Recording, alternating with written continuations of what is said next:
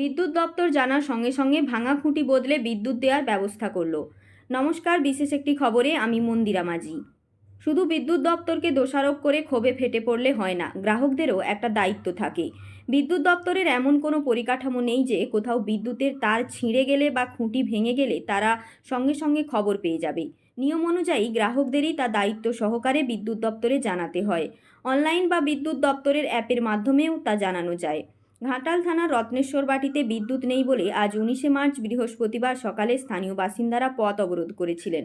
যদিও ওখানের পথ অবরোধের কারণ শুধু বিদ্যুৎ না থাকার বিষয়টি ছিল না, এলাকার বেহাল রাস্তা সংস্কারের দাবিও অবরোধের অন্যতম প্রধান কারণ ছিল। রাস্তা কি করতে হবে? রাস্তা বানাতে হবে, মেরামত করতে হবে, জল দিতে হবে, এই জন্য ওখানে খুঁটি ভেঙে গিয়ে বিদ্যুৎ বিচ্ছিন্ন হওয়ার বিষয়টি বিদ্যুৎ দপ্তর জানত না। পশ্চিমবঙ্গ রাজ্য বিদ্যুৎ বণ্টন নিগমের এক ইঞ্জিনিয়ার বলেন, আমরা খবর পাওয়ার সঙ্গে সঙ্গে অতি তৎপরতার সঙ্গে কাজ শুরু করি। মাত্র কয়েক ঘন্টার মধ্যেই নতুন খুঁটি বসিয়ে বিদ্যুৎ পরিষেবা স্বাভাবিক করা হয়েছে। এখন গ্রামের মানুষ বিদ্যুৎ পাচ্ছেন। এলাকার বিদ্যুৎ না থাকলে বা তার ও খুঁটির সমস্যা হলে সঙ্গে সঙ্গে যেন দপ্তরকে জানানো হয়, তার জন্য ইঞ্জিনিয়ার সবিনয় অনুরোধ করেছেন।